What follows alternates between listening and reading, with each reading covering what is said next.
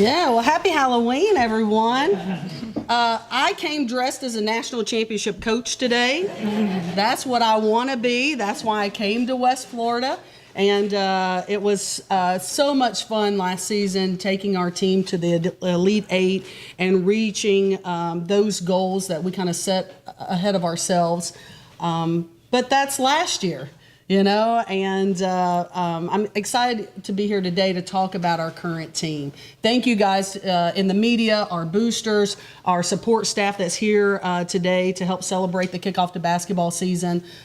This is a great time for women's basketball here at UWF, and I can't thank you enough for your support. We've come a long way, baby, in the 5 years I've been here. I think back to that first season that I was here, and we went 6-21. We could barely buy a win, and it was really, like Coach was talking about, changing a culture and changing a vision and really making women's basketball important here at our university. And I think we've worked tirelessly to be able to do that. I couldn't do it by myself, though. I've got a great coaching staff. I have two ladies on my staff that have done it. I circled our team up the other day, and I pointed to our coaches and LaQuanda Quick and Alex Coyne and said, these ladies have reached levels that most of us never will that are in this gym. They prove themselves as players. Coach Quick, obviously, her jersey's hanging in the rafters at the University of North Carolina. She played in the WNBA and played in different countries around the world. She was an elite player during her day. And, of course, Alex Coyne joining our staff from after playing with us for the last 2 seasons, being Player of the Year in our conference, the best player in the South region last year. And so she's been a great addition to us. So I'm proud to be on our staff. They challenge me every day. They come in and work hard with our players, and just the nuggets of knowledge that they drop in that gym every day at practice is amazing. And I don't know if our players truly understand or can appreciate what they're learning and the little tidbits that they're putting out there, but it is certainly amazing. Since last season, our players spent a summer of growth. A lot of them, although they were working out and training for basketball, a lot of them started working on their professional careers, what they were going to do after they graduate in a year or 2 years or 3 here. Toni here spent the summer as an intern at the news station and was able to get on camera, follow some different leads, and we were certainly proud of her spending a lot of hours and a lot of time in that newsroom and starting working on her media career. Faith Franklin spent her summer producing, writing, and recording her own music. And now she is an artist who's, you can find her music on Spotify, on iTunes, and she's doing some local concerts. And so she's really developing her skill as a musician. Jay Davis spent her summer overseas as a missionary. She went back to the Dominican Republic after spending last August there with our team. And so she went back to train as a missionary and spend some time with the people that we were with in the Dominican last year. And so obviously getting ready for her last season and graduating. Taylor Blackman, one of our new players, got her underwriting certificate with Aetna Insurance, which is huge. I don't know a lot of people that get that in their 20s, so she worked hard to establish that. And then one of our newcomers, Haley Neiman, spent her summer in a women's halfway house. She's looking to get into social work and spent her summers really being in that environment and helping women that were in challenging times in their lives. So I'm super proud of these women for looking past just basketball. We say it all the time in our program. It's more than basketball for what we do. These women come here to play basketball, to be successful, to work hard, to get their degrees. But ultimately, basketball is not going to be the way that they earn a living or how they will support their families. It'll be the things they do here other than basketball that will help do that. And so I'm proud of the summer that they've had. So going into this season, it's, the year coming off of a great year is always the hardest. We anticipate that this is going to be a challenging year for us. We made it to the Elite Eight last year, and I'll tell you, I'm greedy. I want to be back. I want to go every year. I want to get to that level and be in those final 3 games and see how far we can push it. But we know this season is going to be super challenging because we've lost 2 great players to graduation. We have some new players that have come in, and although they're very talented, and they come here because they want a piece of that success, but they're not quite sure of the hard work that have to put in to get there. So it's a process. From a coaching standpoint, we talk about just staying in it day to day. We can only control what we do today.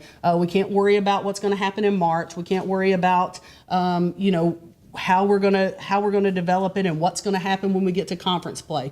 We've got to each day step into the gym and really coach and teach our players, expect excellence out of them every day. And I think, early right now, it's hard for them to bring that excellence. There's not games to look forward to. They want to be good again. They want to be challenged, but that day-to-day grind is certainly difficult. It's tough. And so it's our job as coaches kind of push them to that level. But yeah, I'm excited to see kind of what this team can do. There's a lot of basketball that's going to be played between now and March. And we've got a lot of growth and development to take care of before we get to that point. Questions, you guys? Well, what do you do about point guard?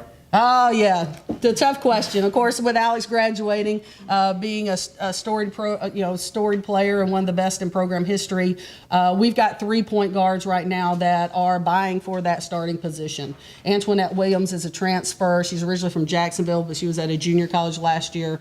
She's playing some really good basketball right now. Again, she's new. She's got to learn our system. She's got to learn kind of our reads and learn our communication. But she is eager and she is a hardworking player. Jay Davis, who's a senior in our program, she's going to be vying for a little bit of that time as well. Jay has spent, this will be her 4th season with us.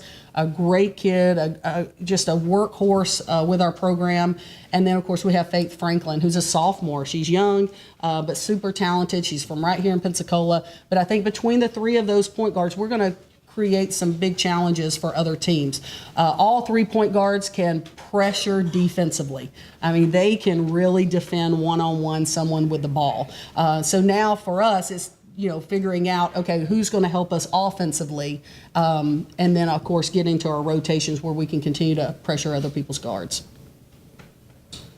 Toni, Courtney, how special was it last year to establish the level that you all did for UWF women's basketball on a national elite stage like that?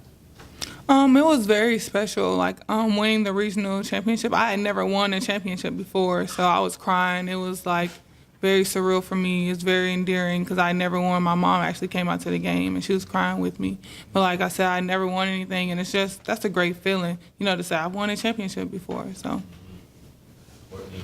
Yeah, it was just an unreal experiences. Looking back, I still almost can't believe that we were actually there last year. But thinking back on the memories, I'm like, wow, that was literally one of the best times in my entire life.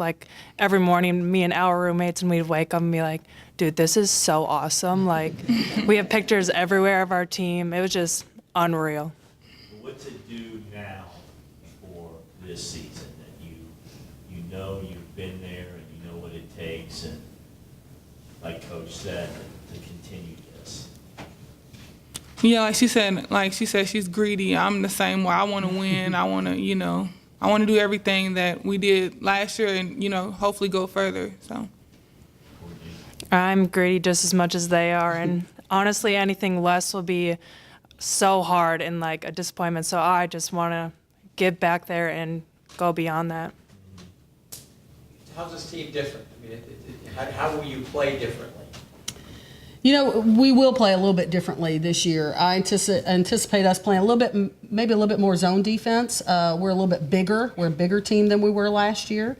So I think we'll mix in a little bit more in our zone. But defensively for us, defense was one of the things that we hung our hat on last year. Coach Q is our defensive coordinator. I hired her to coach that side of the ball when she came here. And we, led the conference in a lot of defensive categories last year. So you'll see us play a similar style as far as in our man-to-man and how we're going to defend some screen action. Offensively, though, we're going to get up and down. I feel like we'll probably be a little bit more controlled this year than we were last year, just because of, we've got a lot of new players, and we've got some players that were reserve players, they're now really having to step into big roles this season. So early in the year, it'll probably be a little bit more controlled until they build their confidence and kind of figure out where they kind of fit in and where their strengths are. But I think once we hit those notches, and I don't know when that'll be. Hopefully it'll be, in 2 days. It might be in 2 months. But when that happens, I think then you'll really see us picking up our pace. Has the success changed your recruiting? You know what? It not necessarily our vision with our recruiting and what kind of players we go after, but it has changed the perspective of recruits looking at our program. So it's, we're not selling the dream or just a vision of where we want to go. Okay, we've been there now.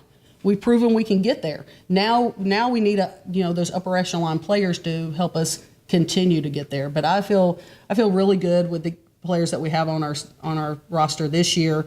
Our recruiting for this fall has been tremendous. We're going to have some early signees that I don't think we could have gotten 3 or 4 years ago that are going to sign the National Letter of Intent here next week. So, I think it's helped us.